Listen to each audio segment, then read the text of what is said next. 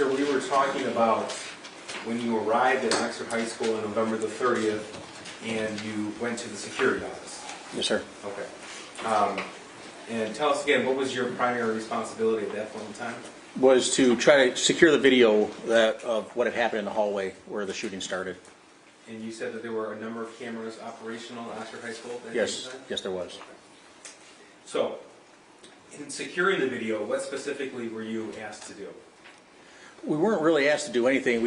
I assumed what the bosses, the sheriff and the undersheriff, all of them would want to know is where it started. We knew it started in the 200 hallway, and we saw as the shooter came out, but we were trying to figure out when he went into the bathroom. So what did you do to accomplish this goal? The shooter came out of the bathroom with a black coat on. We kept on rewinding 5 minutes, 10 minutes, 15 minutes, and watched all the way through looking for him to go into the bathroom. And we didn't know the shooter's name at the time. Then we could never find somebody going into the bathroom wearing what the shooter had when he came out.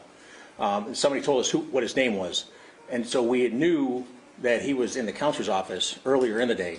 So we went all the way back to the time he was coming out of the counselor's office to determine what he was wearing before he went to the bathroom. That's how we were able to figure out when he did go in. Okay, so you were able to eventually identify the shooter? Yes. Now, are you the person who actually synced together the camera footage for other investigators? Yes, I was. Okay, and tell me, how was it that you were able to do that? With over 100, at least 100 cameras in the school, you just take clips of each one, and as they move from one camera, you go to the next camera and save that section, and then there's software that I use to just thread them all together.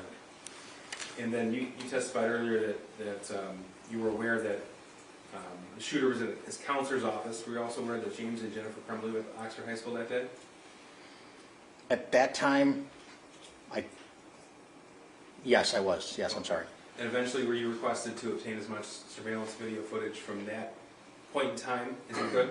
Yes. Your Honor, I'm going to object to leading. It's just foundational, Jeff. All right, sustain. Now, in the immediate days after the shooting, what was your primary responsibility with regard to the video? Different things came up. There was a rumor going around that the shooter had actually tried opening doors, and identifying himself as the police. Well, that was actually the police, but I had to go up there and get more video footage just to determine how far he went completely down the hallway before he turned around, and then what had happened in the surrounding hallways and such like that. And as the investigator who had to sync together the video, did you have to watch the video of the shooting itself? Yes, sir. All told, how many hours of video do you think you've watched to put this together? Too many. How many different angles did you have to see this from? Every angle, every camera. There's some cameras that pointed back in one direction from where it started to, I don't know, 7 different angles maybe at different times. In part of putting that footage together, were you aiding in the identification of the victims? Yes. Tell us what you saw in the video.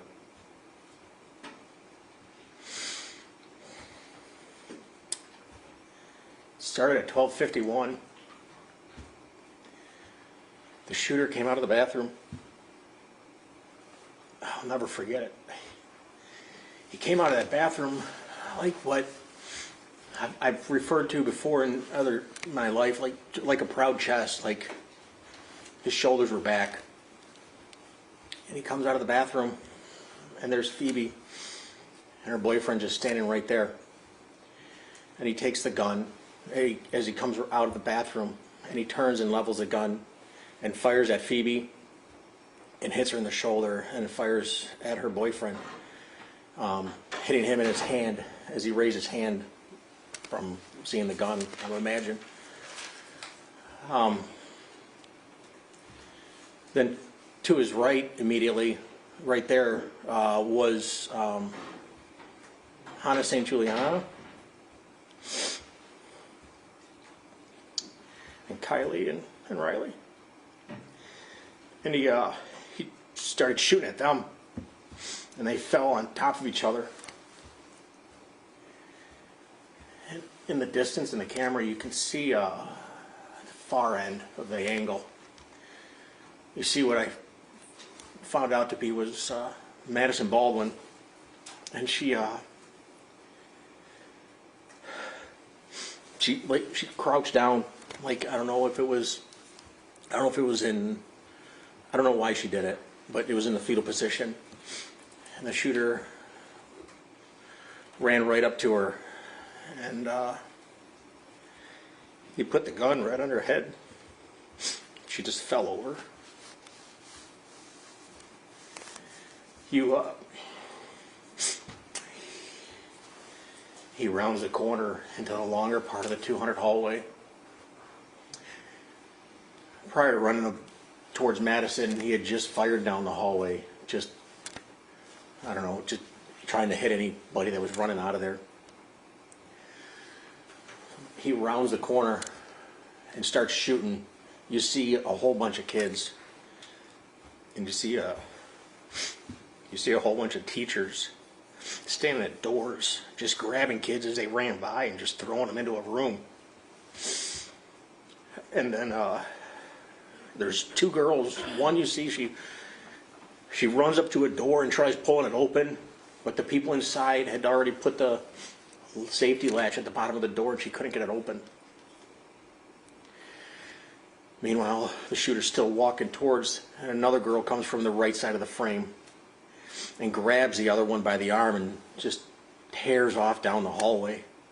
Meanwhile, the shooter is shooting at them. The shooter keeps walking down the hallway past 200, I think it was a 400 T intersection, I think is what that was. And he levels the gun.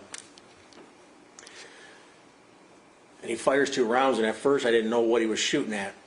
And when you go to the section of video of that time is when Tate Muir just comes in, and unknowing to him, he had no idea what was happening. And the shooter leveled the gun, and just as Tate turned the corner, the shooter fired a round. And Tate fell instantly. The shooter took a couple steps and then leveled the gun again, and just to shoot Tate again, laying there, shot him. And you see Tate's body flinch. He then walks over Tate. At the top of the frame, you see his feet stop, the shooter's feet, and he turns towards a room that, looking at the frame, would be on the left, or would have been his left. And come to find later on, he had fired into a classroom where a teacher was. He continues on down the hallway, almost hunting for more victims or whatever.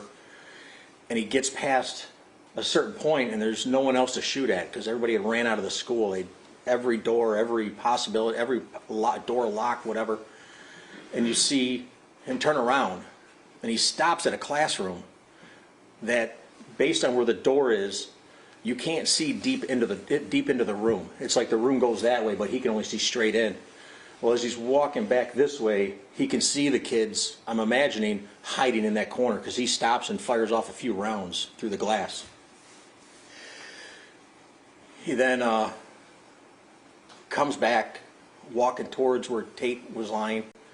At this time, an assistant principal was laying there, or standing there next to Tate. And the shooter just walks past her with the gun in his hand, and she said something to him. I'm not sure what she said, but you could tell, like, he turned his head, like, almost didn't even look at her, turned his head like in shame. I don't know. And then he keeps on walking down the hallway to the bathroom where the other victim, Justin Schilling, was. And he just, as he gets to the bathroom, he just stops and turns right and just goes right to the bathroom.